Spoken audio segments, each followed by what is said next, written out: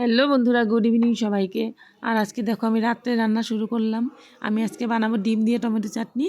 কিন্তু টমেটো চাটনি তো সবাই বানায়, সবাই খায়, কিন্তু ডিম দিয়ে এইভাবে টমেটো চাটনি সবাই খায় না। যে খাও সে তো খাও, যে না খাও এইভাবে বানানো। আমি আজকে আমার রেসিপিটাতে দেখো এইভাবে বানিয়ে খেলে খুব আলাদাই একটা টেস্ট হয়। আর এটা বানানোর জন্য আমি সবার প্রথমে তেল দিয়ে দিলাম। তেল দেওয়ার পর আমি পেঁয়াজ দিয়ে দিলাম। পেঁয়াজটা ভাজবো আমি লাল করে।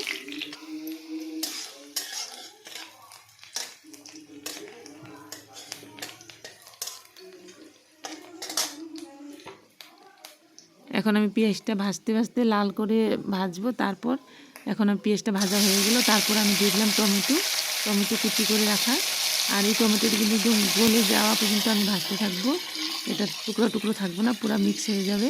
আর আমি দিয়ে দিলাম কাঁচা লঙ্কা আর টমেটোটা আমি পুরো লাড়তে লাড়তে একদম মিক্স করে দিব। টমেটো চাটনি যেভাবে বানাই সেইভাবে। এখানে এখন দিয়ে দিব আমি লবণ আর হলুদ।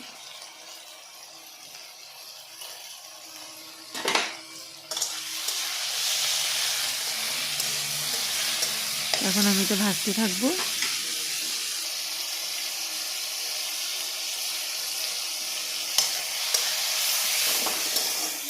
আমি এখানে অল্প দিয়ে দিলাম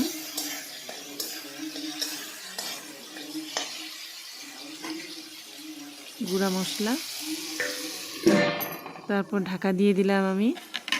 আর এদিকে আমি ডিমগুলা ভেঙে নিব। আমি 3টা ডিম এখানে ভাঙবো। কিন্তু এখানে আমি ডিমগুলা ভেজে রেখে তারপর আমি দিব না চাটনিতে, ওইটার টেস্ট আলাদা। কিন্তু এখানে আমি দিব এখন কাঁচা ডিম। তোমরা দেখতে থাকো আমি কিভাবে ডিমটা দিব। এখানে আমি টমেটোটা আরও সিদ্ধ হবে, একদম পুরো গলে যাবে।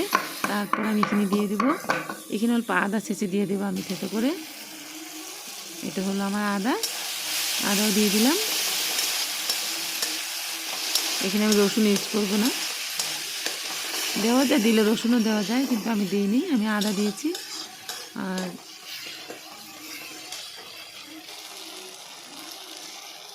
এখন মিক্স হয়ে গেছে। এখন আমি দিয়ে দিলাম 3টা ডিম, কাঁচা ডিম দিলেও এখানে ভাজার পর কিন্তু কাঁচা গন্ধটা থাকবে না।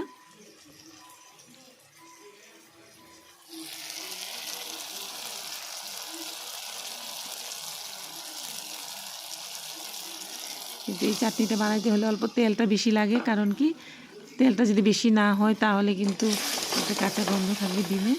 আর তেল বেশি দিলে খুব সুন্দর করে ভাজার পরে একটুকু গন্ধ থাকে না। এখন দেখো ডিমগুলো আর টমেটোগুলো আমি সব একসাথে সুন্দর করে মিক্স করে নিব। এটার কালারটা দেখো পুরো চেঞ্জ হয়ে গেল।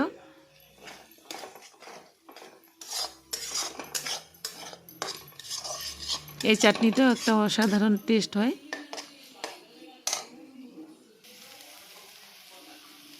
এখন আমি দিয়ে দিলাম অল্প মিট মশলা।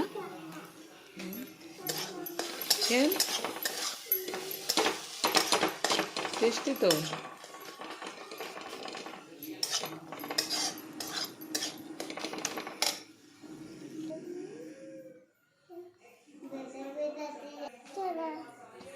আমার চাটনিটা বানানো হয়ে গেল। এইভাবে বানায়। ভালো লাগলে লাইক করো।